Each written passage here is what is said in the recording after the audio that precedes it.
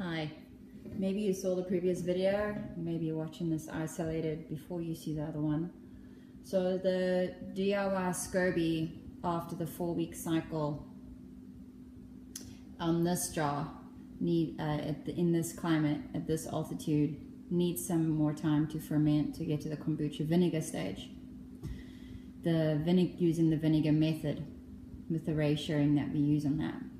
I want to show you with the kegerator. Yeah, it is a kegerator, except it's not a fridge, right? It's got its own CO2 on it. I want to show you my thought process that is very successful to think on your feet with your brew.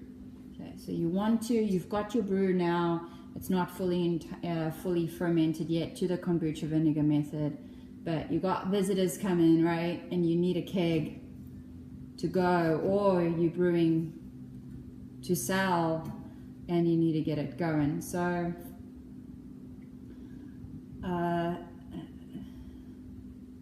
preferably bust it out as a new flavor, right? For your consistency sake. But anyway, okay, so that's another kettle of fish. So I got my filtered water. I put that right in the keg. This is a 128 ounce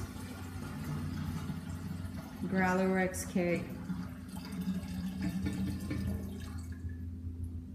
I got my pineapple, and I'm a little nervous with this. So what I'm going to do, this jar.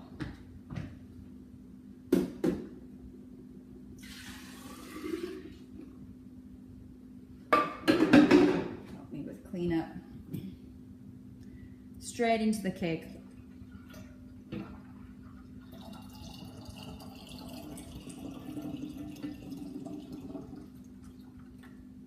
Straight into the keg. Straight into the keg. Okay. So there's this much space at the top that I'm looking at right now. This much, and this much kombucha is not gonna cut it in this keg. So I'm going to let this ferment more, and I'm going to instead take my kombucha that's stronger from my oak barrel. Oak ferments faster than glass. It's more porous.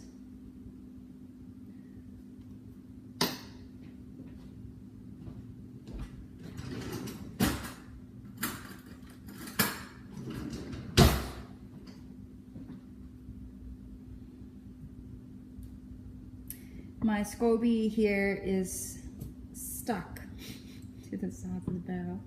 It's a beautiful sight. Okay. The vine, so strong. So we're going to add that to the keg.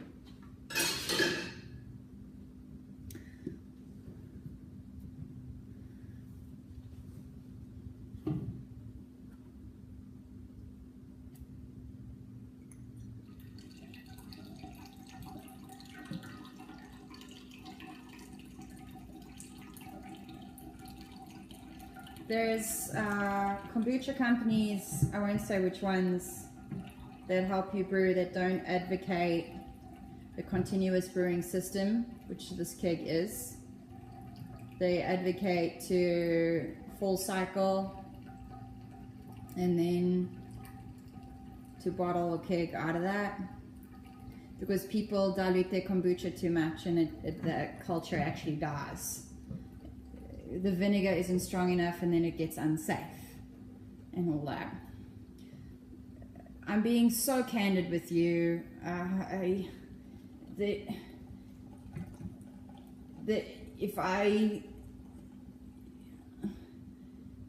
Without any pulling any stops, I'm really just telling you straight up how it is. So that's what people will get wrong, is they make they make it too diluted, and then they don't get it. They don't get it that it's vinegar fermentation and the kombucha, that sourness is what keeps it safe and enables you to dilute it with more filtered water and other glucose sources in the second ferment. That's really what we're doing.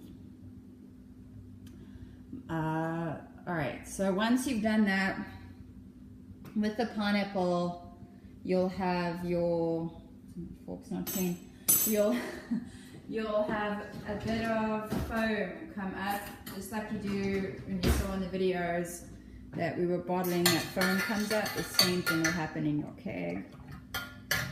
Stir it up.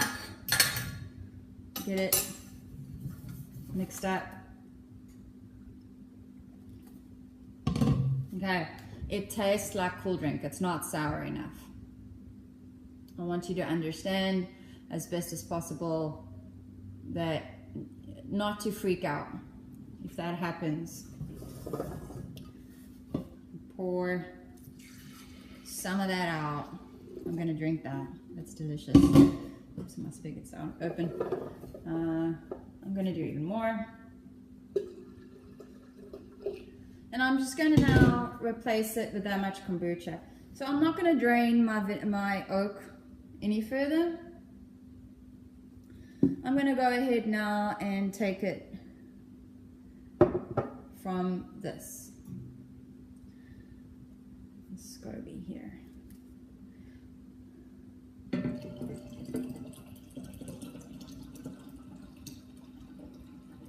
Because from what I taste in it, this can sit longer. And I'm going to use it in the kegerator, keep the keg and make some more space. I feel like there's enough pineapple here for my liking to combat the kombucha acidity level, and this isn't that sour. So you're thinking to yourself like that.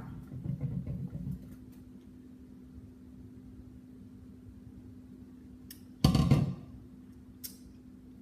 little more.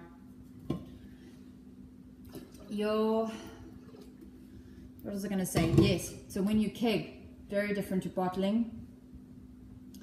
You're not making a mother, right? You're not making a SCOBY in here. You're actually stopping the SCOBY from growing. Not that it's not there anymore. This is a giant store-bought kombucha without a tap. Just like in the ebook, I wrote that. It's exactly what you're doing. So the mother will still be alive if it's living kombucha, so that's no excuse. It slows the fermentation down when you CO2 pump it. Stops any fresh air from getting in there, right? I'm gonna add more, just because I can, and I like it.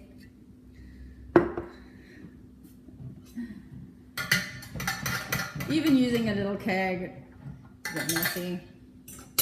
Countertop here is full of liquid, and also the way I'm doing it now. You might argue that's not professional, the way you're doing it, the way you're showing it. No, this is how it is. This is what it is.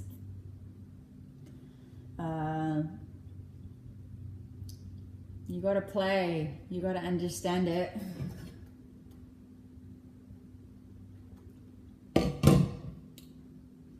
I'm gonna make it a bit more sour, because that's how I like it for myself.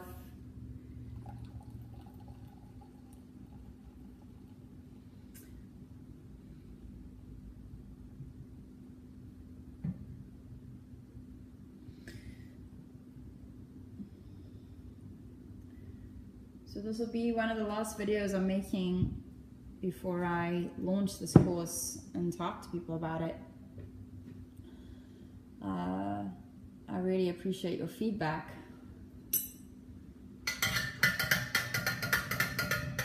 And you can come to me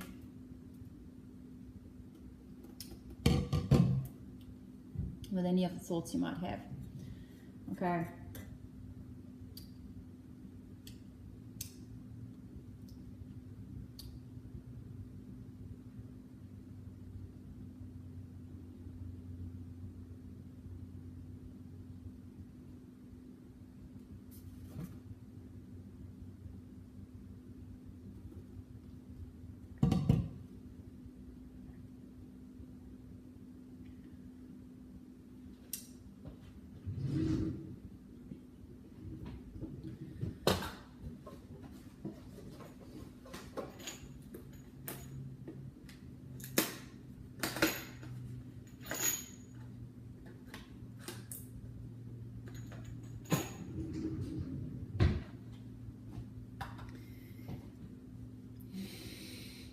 your CO2.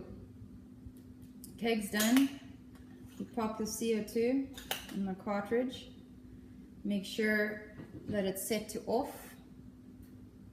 Important.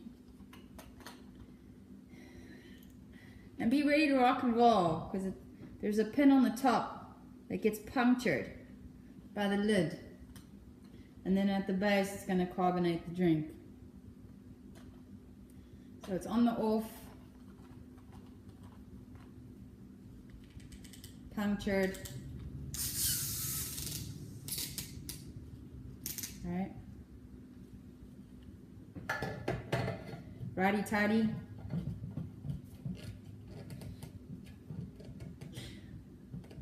And then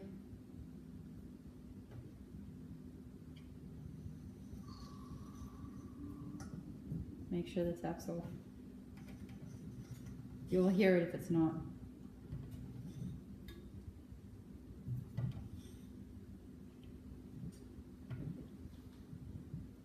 I turned it up to 15. Turn it a little lower.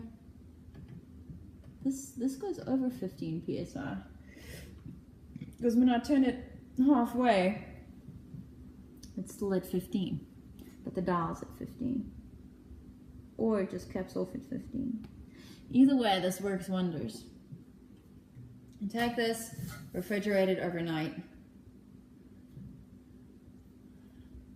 And then we have a saying in my family in South Africa, Bobby's your uncle.